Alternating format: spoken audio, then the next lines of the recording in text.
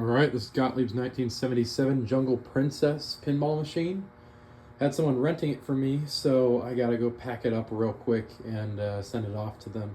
Hopefully it's gonna be a real quick video because I have very little storage space left and I'm gonna transfer all my stuff off this iPhone. Let's get it started. Start it up.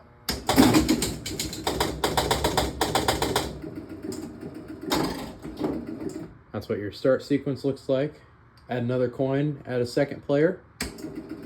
That flips one of those relays that's the trip relay for being a two-player game and lights the second player light up there. Players 1 or 2 can play at the same time. That's what tells you it's on a two-player game. Otherwise, it's a really simple machine. Just a bunch of monkeys to drop and 4 flippers. See if we can't get something a little better than that. Figured I'd play a two-player game because it's the most complicated thing this thing has to do is a two-player game.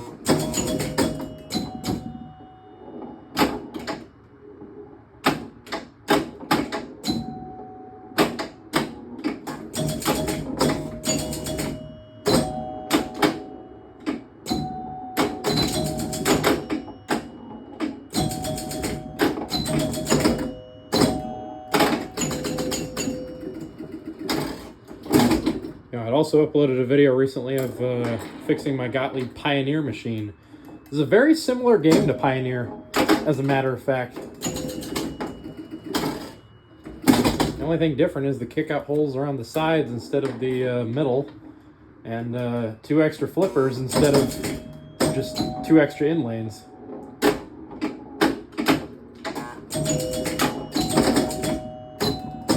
Oh, come on, hit B.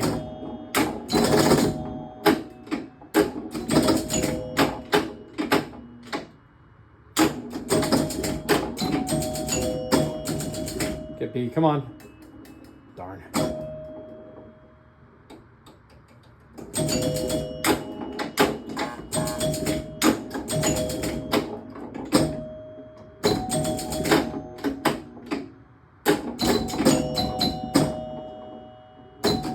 Ooh, swept them both there off the bumper. That was lucky. Now I've got that 5,000 lit on the left side. I can shoot it. Or I can shoot my last monkey, we'll see. Oh, missed it. There's 5,000. Trying to get that last monkey down. Shouldn't have used that little flipper. Darn. 30,000 points ahead.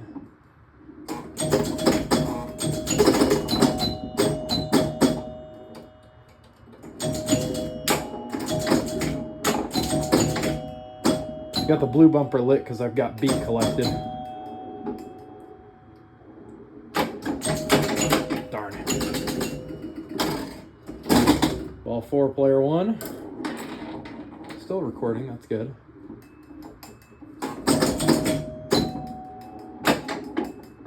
There, that's a little worried about that.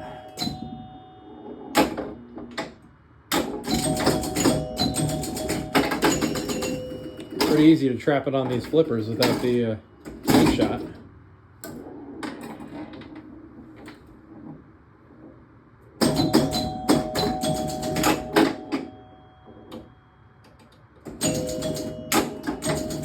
A, B, and C gives you double bonus, whereas getting the monkeys gives you extra ball lit. Wow, this is a pretty poor game. You also get an automatic double bonus on your final ball. Kind of like a catch-up mechanic. It's pretty common for games to do that. There. Even though I got A, B, and C on my last ball, that's not going to do anything besides also light the specials if I get all the monkeys down, since I already have automatically a double bonus.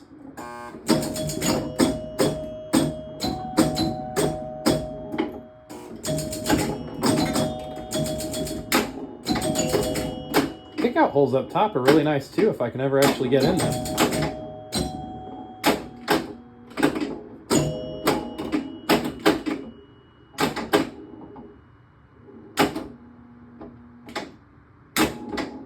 Angle on my flippers is a little off when I'm playing from the side.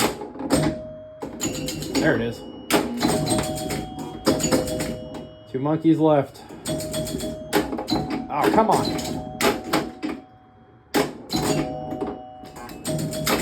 There's one. Oh, I should have hit it.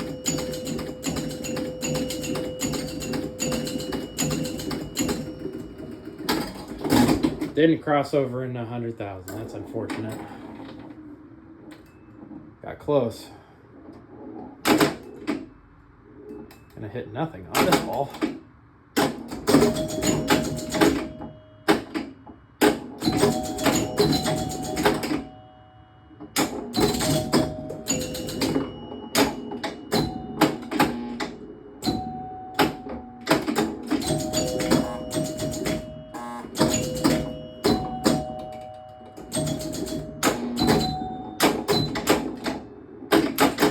Ooh, that was a good save for me.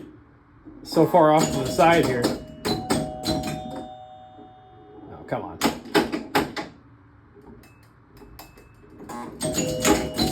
There, 5,000. Right there, got it. And got the last 2 down. Extra ball lit.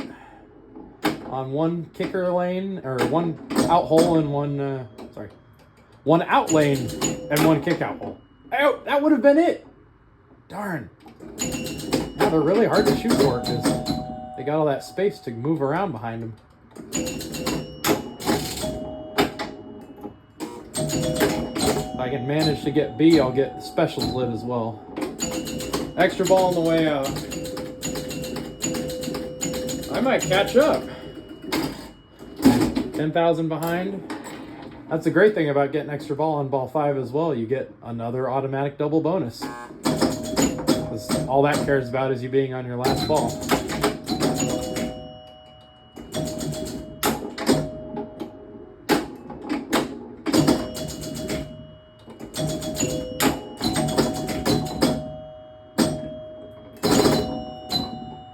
Get that kick out hole, come on.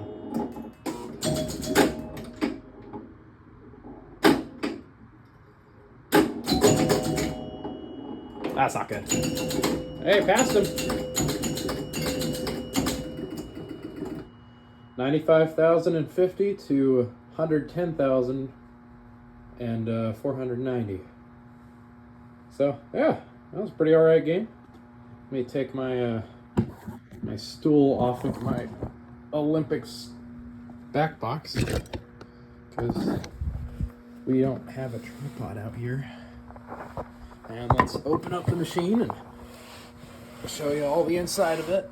And most importantly, I've got the manuals on this thing. Wouldn't you believe that? All right. Slide the glass off here. You know, it's funny. Right after I got it finished, I saw somebody posting on Facebook, "Hey, you got this problem with the Jungle Princess machine. How do I fix it?" I'm like, "Oh, I'm just about to upload a YouTube video on the machine, so hopefully that'll help." Yeah, hit the start button.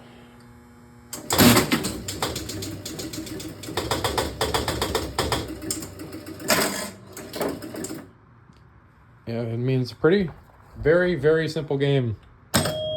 Red bumper score 100, blue bumper scores 10, unless it's lit with B. B lights the blue bumper, and you can only get B from up there. Otherwise, you hit A and C down here.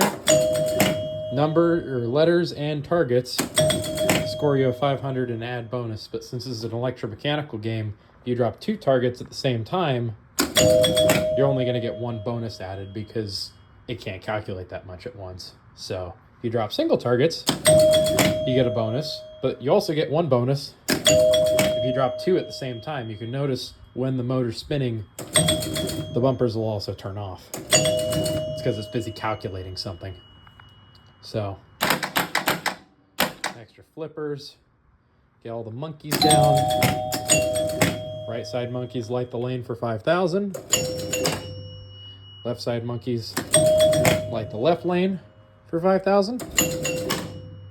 Getting A, B, and C lights double bonus, and having all the monkeys down and double bonus in the same ball lights your specials.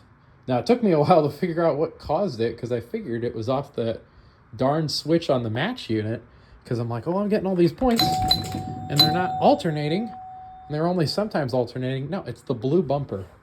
Every blue bumper hit alternates your specials and your extra balls. So when you've got them both lit, one side is lit for special, and the other side is lit for extra ball. You can never have just special lit unless you collect the extra ball on the kickout hole, and then your specials stay lit. So, free game for going in there, free game for going out the out lane. You can see your credit meter.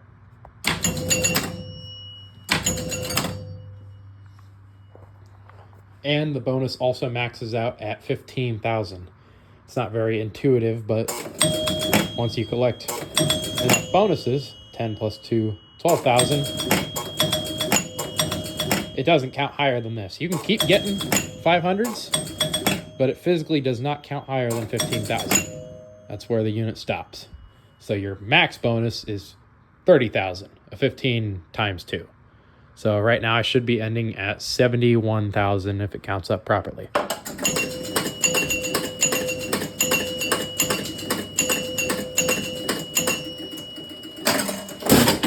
Sweet. Yep, I put the replay card in here for 130,000. That was the biggest one they had in here at 130, 150, 190. It had one where the first replay was at 100,000 points, and even though I'm pretty good at the game, I've already been able to roll it a couple times. It's a pretty easy game to master once you get it down. I also have, not only that, I've got this post as far down as can be adjusted, this post as far up as it can be adjusted to make this out lane as wide as possible. That's an operator adjustment, as well as adjusting these two rollover guides. You can see a little bit of wood there. You have the option to move these center rollovers down a little further to let the ball fall into B a little more often. But I don't have it that way. I have them all straight to make it less likely, because this game's already easy enough as it is. Most of the times I leave the adjustments on medium and then decide, whether to make them conservative or liberal, depending on how easy or hard the game is once it's all actually functioning perfectly. And turns out this game's actually pretty easy. So, other than that, we've got your standard ball roll tilt that actually works on this one. I made it work. Would you believe it? Look how slow it rolls back too. You can't lift this thing up and put it on your feet. Tilt back, chime box, knocker, coil. I always put the foam underneath the plungers on the chime box, otherwise they're going to be slamming into the metal, and sometimes they actually sit so far down that they don't actually hit the chimes themselves. So, yeah.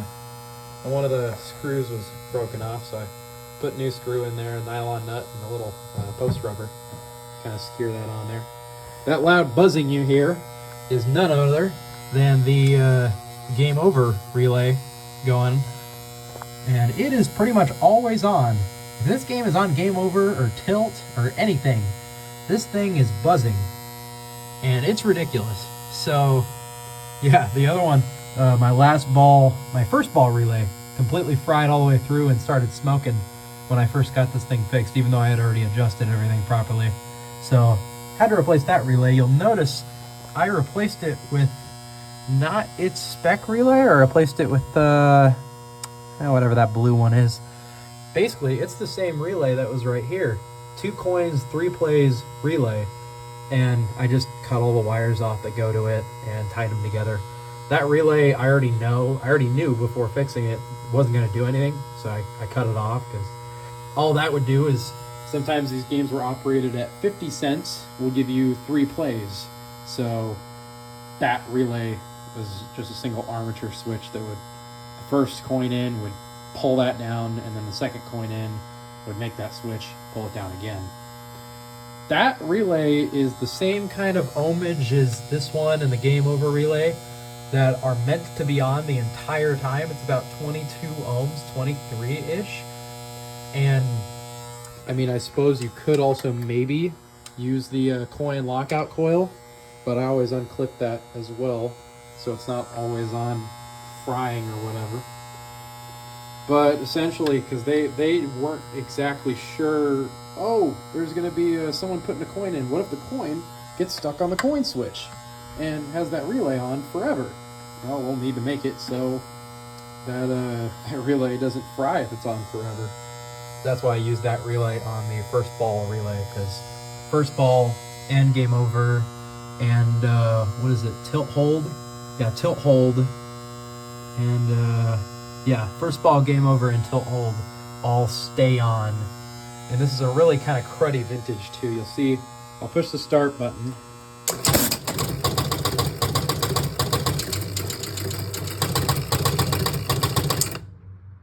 So then ball kicks over. Once I hit something, here, we've got first ball relay right now. It's just quiet enough you can't really hear it. But yeah, this vintage tilt hold relay is a very common fault on it because this thing is always on. The way the tilt operates on this vintage is very dumb. When you tilt the game, this relay called the tilt relay opens this one switch. That switch is the connection to the tilt hold relay. When that switch opens, the tilt hold relay opens. And I see we also have the hold relay on right now. That's how dumb this vintage is. I'm barely even explaining it properly. So if I tilt the game, my tilt hold went out, or my basically tilt pulsed, which cut the power to tilt hold. That's off right now.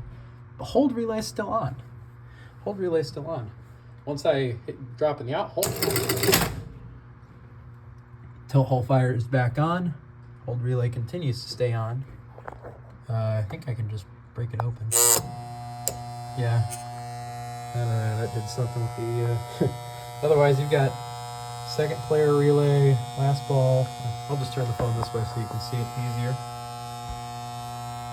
Here's all your relays on the bottom board. What they all do.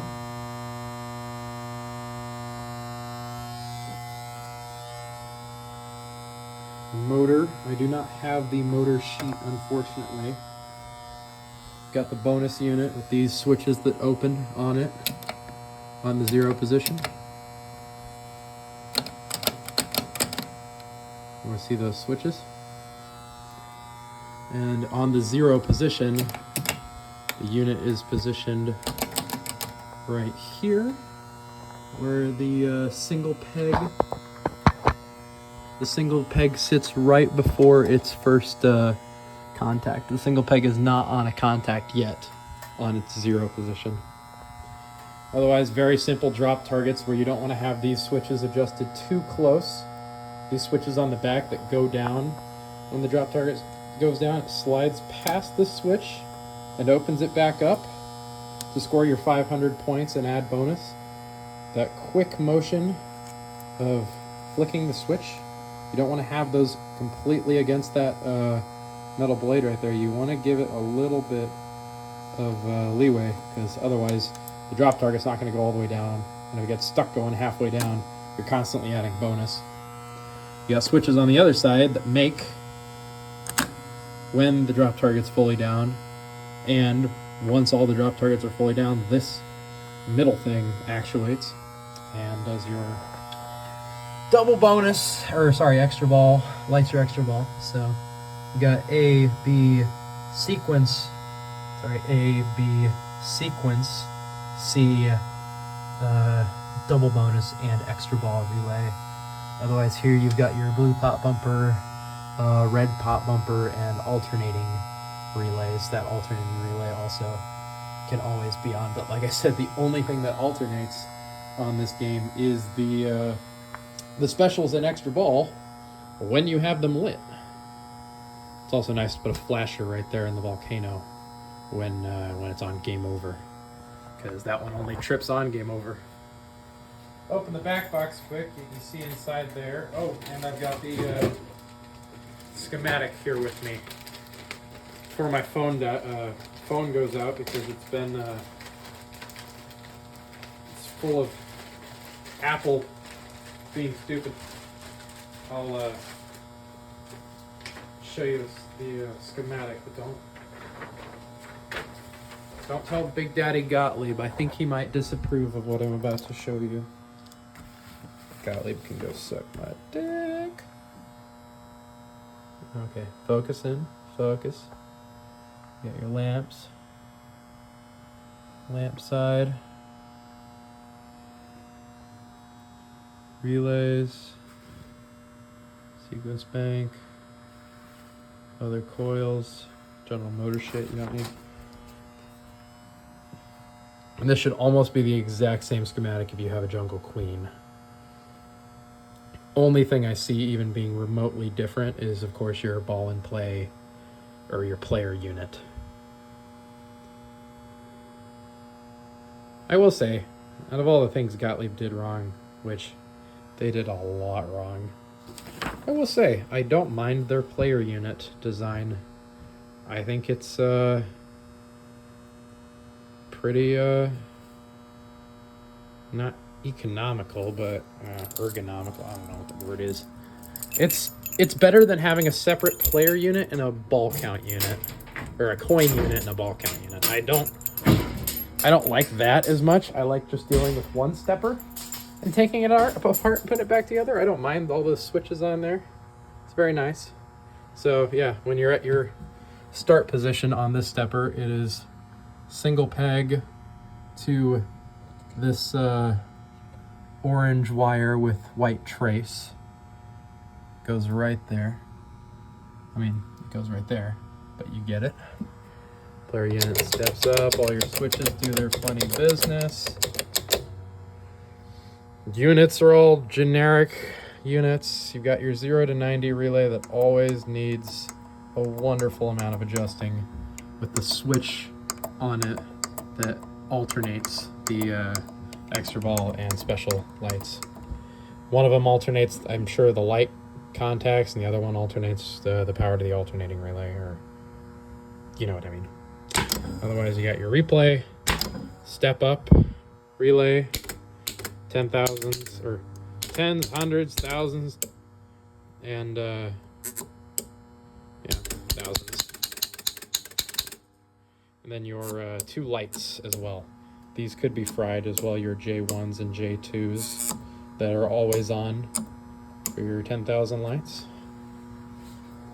Beautiful. Got nice quasar bulbs in there. Otherwise, I did a orange and red kind of gradient for the frosted bulbs, some warm white behind her, a cyan in the monkey, and quasar bulbs behind the tiger, cool white quasars, just because the black makes it really, even though I've got some flaking on the rest of the machine, the black really makes it hard for the light to shine through on there. So a lot of Jones plug cleaning on this one too. These Jones plugs were terrible. So got that all cleaned up, ready to go to that guy's place for renting for a whopping $30 a month. Beautiful cabinet on this thing too. Biggest pain though, I bought this from somewhere in the middle of nowhere, Missouri, that had like a population of 70 some people. Biggest pain though, some goober put nuts on the inside of all the leg bolts. So those are all brand new leg bolt brackets, and new leg bolts, because I took the brackets out and they completely stripped the brackets when I took the leg bolts out. So yeah, don't put nuts on your freaking leg bolts. If you do, label the outside of the leg if you have to, because nobody in the future is going to be taking that apart to know that. Oh, one other thing. Yeah, here's the 325 ball adjustment jack on this machine. Plug it into that side like I have it there. It's a 5-ball game.